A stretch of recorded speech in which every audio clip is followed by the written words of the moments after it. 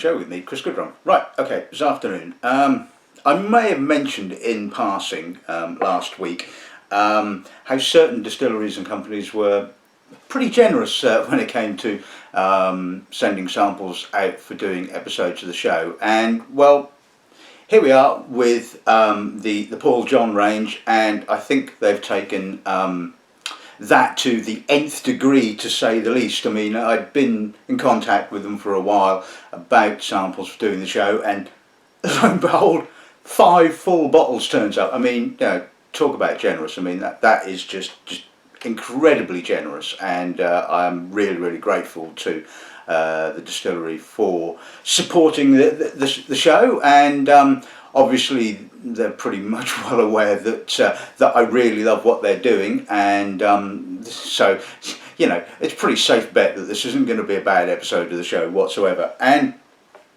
one of the things I love about the Paul John range is consistency. I mean, I retasted all these bottlings and sort of looked at my old notes from previous tastings, and they're pretty much matched word for word. You know, I mean, obviously different batches from different bottling dates mean that you know, there's going to be the odd difference, but by and large, you know, it was pretty much as I wrote them last time. And that is one of the main things with whiskey that I bang on about, is, you know, consistency of bottling. And there's very few distilleries that you would sort of put your hand on your heart and say every time they do a bottling the quality is absolutely up there. But with regards to Paul John, I've yet to taste a bad bottling of theirs, full stop. You know, they produce some absolutely great whiskies. The company itself is pretty big. It was founded in 1992 and owns 3 distilleries throughout India. And the bulk of that production obviously goes to the local markets. I think they do blended, they certainly do all sorts of stuff, but it wasn't until 2012 that they launched the first single malt range, and it's kind of developed since then. I mean, it started off with basically the 2 bottlings, the Edited and the Brilliance. I mean, we'll get into the actualities of the individual bottlings when I talk about the range itself. But then came the Select Cask range, the single cask bottlings, and finally a new bottling called Bold, which again is part of the core range. So although I have tasted some of the single cask bottlings, and I've probably got a couple of samples knocking around somewhere, I thought it's just going to be nice just to concentrate on the core range that they do, and it is, you know, currently available. And again, prices are pretty good. I mean, sort of like, you know, the Edited and the Brilliance are around about the £40 mark, which I think is pretty damn good value for money.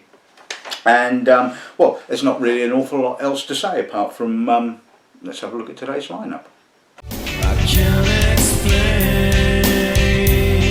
Right, okay, so we're going to kick off with the Brilliance. The Brilliance is bottled at 46%. It's made from completely unpeated barley, local Indian barley as far as I'm aware, and it is aged in a selection of first fill and second fill American oak barrels, not hoggies, barrels. So the spirit itself, in with the other 2 bottlings in the 46% range, is between 5 and 7 years old. I mean, as you know, India is quite a warm country, so I think I was looking on the weather forecast the other day, in actual fact, and although it was sort of in the low 20s here, it was in sort of like the mid 30s in Goa, although Goa obviously right on the coast, and so it does have that sort of maritime influence, certainly with regards to the single malts. I've not tasted their blends because obviously they're not exported, they're the local market. So anyway, so that's the Brilliance. The next bottling we'll be looking at is the Select Cask, bottled at 55.2%. So this is obviously essentially the same spirit, just a selection of casks, and again round about 7 years old, so we should hopefully see some interesting progression happening there.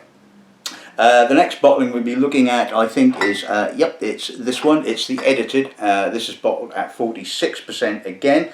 Now, again, spirit range between 5 and 7 years old, but this is the beginning of their peated malts. And the interesting thing about this is that the edited is a blend, or a vatting I should say, of peated and unpeated spirit. Now the peated malt they use is quite interesting in that it's sourced from 2 locations in Scotland. They get fairly heavily, I believe it's peated to the same level, so it's sourced from both Islay, so it's obviously coming from the Port Ellen maltings, and from Aberdeen. So what we have here is we have basically Islay peat and we have mainland peat, and what I think they do, I did ask several questions, but this was obviously one that I didn't, but what I believe they do, and certainly from tasting it, I think this is what they do, that each of the barleys is distilled separately. So you have basically the unpeated, you have the Islay barley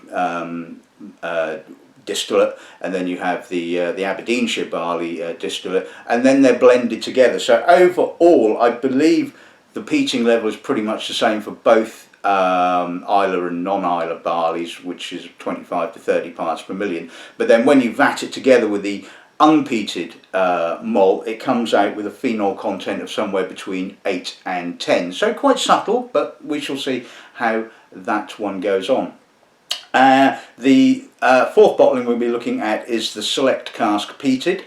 This is bottled at 55.5%, and again, like the standard Select Cask, a selection of casks, and I think, although I could be wrong here, that it's the same kind of thing. It's just basically they've taken the casks that would have gone into edited, and certainly that's what it seems like since I've tasted it. And finally we're looking at this bottling, which is called the Bold, which was the newest bottling. I think that was released in 2015. Now this is all again aged in first and second fill American oak barrels, but this time it's made using only the peated Islay barley, so it comes out at a phenol content of somewhere between 25 and 30 parts per million. So a little bit more intensity, a little bit more peat, and I think that should be quite a pleasant way to wrap up this tasting. So there you go. That's this afternoon's little lineup. Let's make a start with the Brilliance.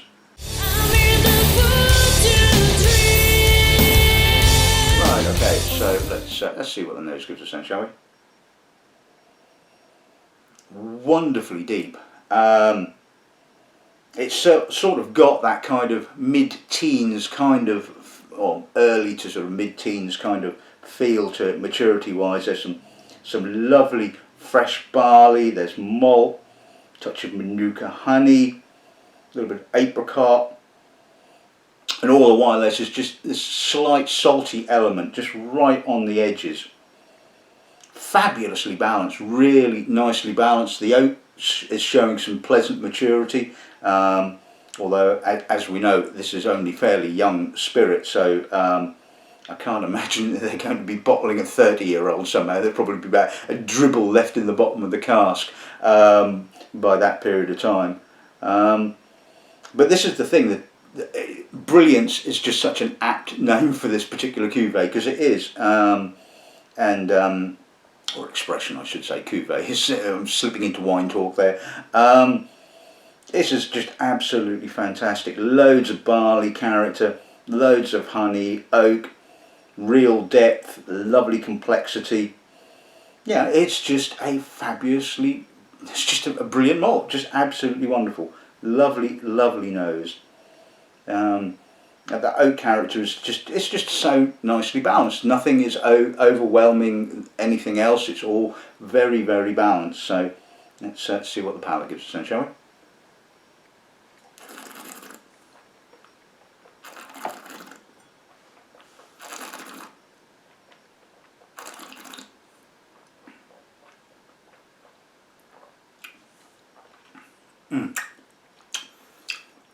Opens up again with the barley, that lovely soft fruit kind of character.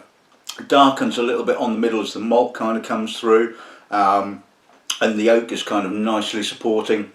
A little bit of sort of mockery, chocolatey, wood spice right on the finish.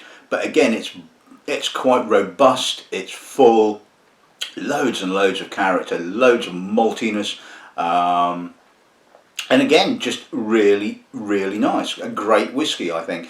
And so many people, and I honestly do kind of try and, you know, push people into trying, as you well know, some of the more, I say, esoteric kind of whiskies, but so many people go, "Ooh, Indian malt, didn't know they made Indian malt." At least they're not probably saying that so much about Japanese malt now. It's quite indicative, but so far I've had quite a lot of good feedback with regards to people that have bought it, who wouldn't, if it was just sat on a shelf, they wouldn't have even thought about it, but because I've kind of said, look, give it a try, they have done. So anyway, that's the Brilliance, and like I said, I just think that's aptly named, shall we say.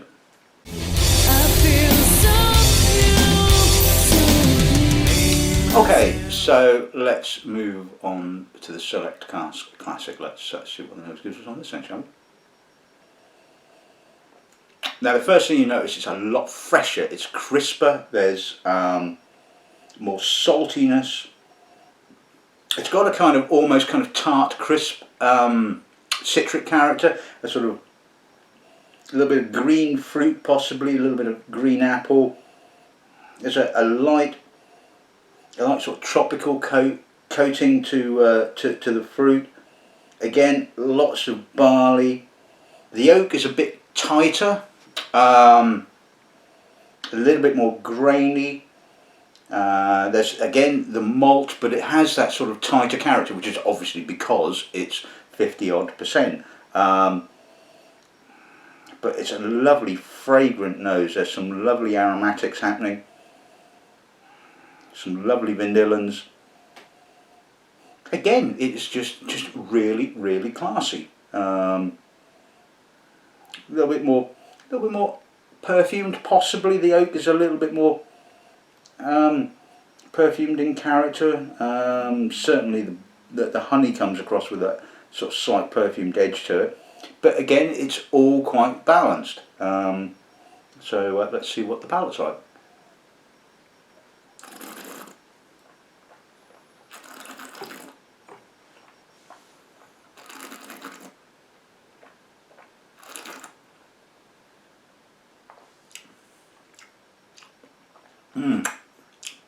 There's a little bit of bitter chocolate mocha kind of happening on the finish, but again it kind of opens up with that lovely barley, a little bit of oak, and then in the mid palate you get the sort of like that kind of manuka honey, really almost like runny honey. It's just again malty on the finish, quite crisp, quite salty aftertaste. I think that probably needs a little drop of water to kind of open up, because the oak is a little bit tight. Probably just a smidge more, I think, but we shall see what that does to the nose. Slightly oilier, more tropical in character now. Softer.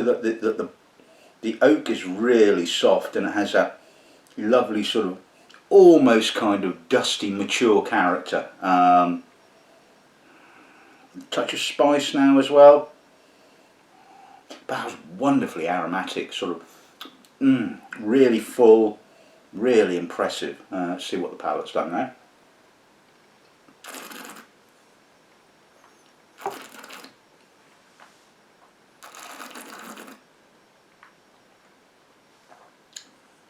Again, more of that honey. It's slightly oilier, the barley is slightly oilier. Wonderfully mouth-filling, soft, balanced. Again, the oak is kind of coming in just a little bit on the finish with a little bit of mocha note. Full, chewy, lovely, sensational stuff, I think.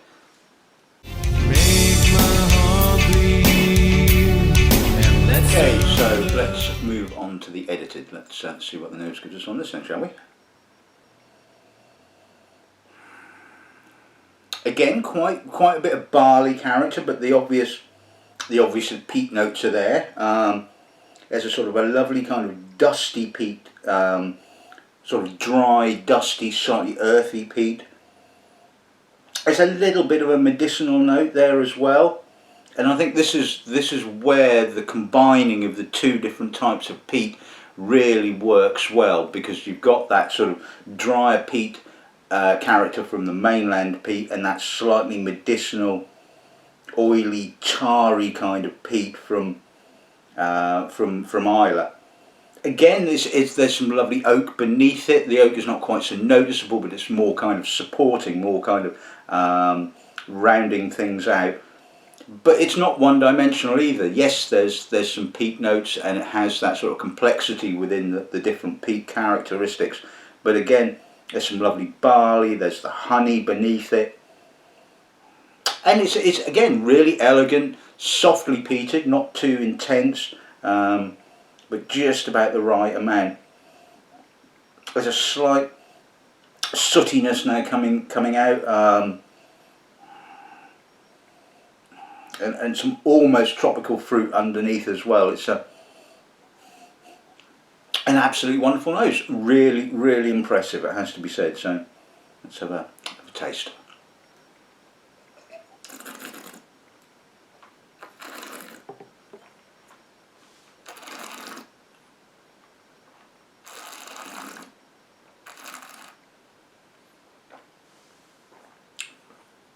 Opens with the barley, the malt, a little bit of oak vanilla. The peat is quite subtler on the palate. It starts to come through on the mid palate, and kind of lingers and lasts sort of right through to the end. I mean, it's got fabulous progression. I mean, I love the progression. So you get that sort of dusty peat first, then a little bit of medicinal note, a bit of tar as well. A lovely, again, a real crisp, salty, tangy finish. Absolutely wonderful. Really, really nice. I can't praise that enough. Like I said, it has everything that I want in a whiskey. It has depth. It has complexity. It has progression. And like I said, I mean, I remember sort of tasting. I think it was one of the single cask bottlings for the Whisky magazine. I didn't know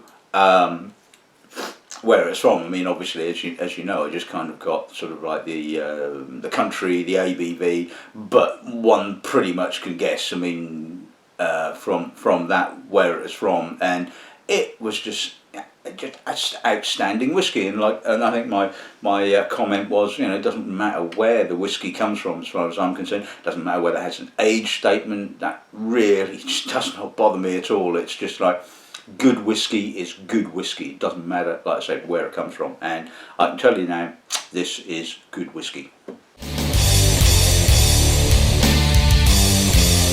Okay, so let's move on to the Select Cask Peated. Let's see what the nose gives us on this then, shall we? A lot more coastal character, more medicinal peat. There's a little bit of barley. There's some almost kind of marmalade-y orange notes. There's a touch of iodine. It's got a sort of Bamori kind of character. There's a almost kind of violet tinge to the peat, which just always seems to just say Bamor to me. Obviously, there's a little bit more medicinal note, so it's got that kind of Lafroy-y kind of medicinal note. But again, it's not one-dimensional. There's some lovely barley beneath that. There's some weight of fruit and malt.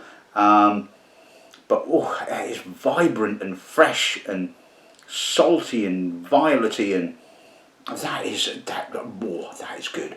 That is a stunning whiskey, it has to be said. If you love your peated whiskies and you want to sort of branch off and try a few different things, give this one a go. This is good. Again, loads and loads of complexity. It actually sort of feels a little bit I mean, because there's a little bit more saltiness, a bit more freshness, it feels a little younger in actual fact than you would think, for obviously given how relatively mature the other bottlings kind of come across. But anyway, let's see what the palate gives us then, shall we?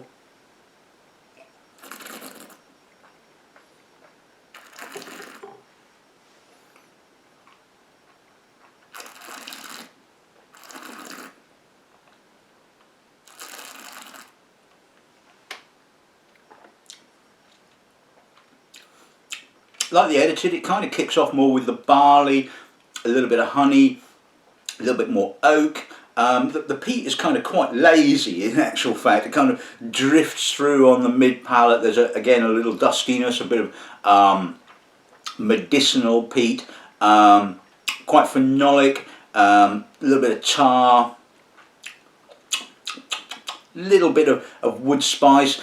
It does dry a little bit on the finish. Obviously, again, that's more down to the ABV than anything else. A little bit of wood spice as well on the finish. But that's a cracking finish. I mean, again, really, really salty. I mean, you just feel the kind of salt kind of crusting your tongue, it has to be said. So, again, let's put a little drop of water with this and see what happens when we do that. So, like on the classic Select Cask Classic, the oak sits kind of back a bit. I'm getting more spirit character. I'm getting more of that kind of violety, bemory, peaty note. There's even some, like I said, slightly tropical fruit coming through as well. Touch more barley, more. Like I said, I mean the peat is slightly lessened as with the oak, so you're getting more kind of classic sort of Paul John kind of spirit character, shall we say. Slightly more caramel maybe, kind of coming through now, which kind of like puts the kibosh on the sort of the oak sitting back a little bit, doesn't it? But still fabulous whiskey anyway. Let's see what the palate's up to now.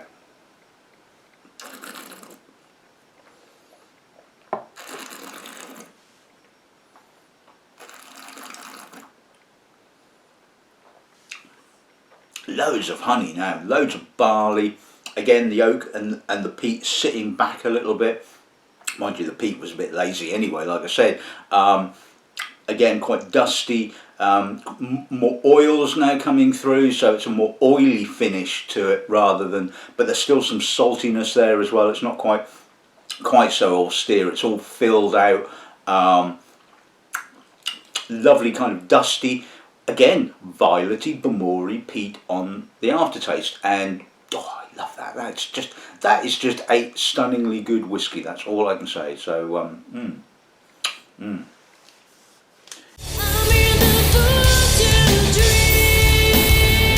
Right, okay. So finally, we're on to the bowl. Let's see what the nose gives us on this end, shall we? Whoa! Again, a very apt name. Really bold. Loads of peat, loads of salt, loads of that phenolic, briny, medicinal, tarry Isla peat. But again, not one-dimensional. Certainly some lovely kind of supporting barley notes. But obviously the peat is here the main focus, and it's wonderfully intense. Again, really salty, fresh, grippy, touch of wood spice, a little bit of manure. That is damn good. Not quite, it doesn't, obviously because it's all the Isla barley, it doesn't quite have the sootiness, the dustiness of the edited. So it's kind of like, you pays your money, you takes your choice, so to speak, you know. And yes, all right, you can say that because this is all Isla peated barley, it is being a bit Isla-y in character, but it's, like I said, it's kind of fitting in with the entire range. And, you know, it's again, really, really good. impressive. Getting a little bit of almost kind of soy sauce kind of coming through now. That's an unusual one, it has to be said again. Dark licorice, bit of treacle, toffee, burnt wood. Well, embers maybe less than burnt wood. It's certainly not in that Bamori, that kind of Ardbeggy kind of burnt wood. It's got that lovely fresh saltiness. I mean, this is again lovely bottling. Let's see what the nose gives us.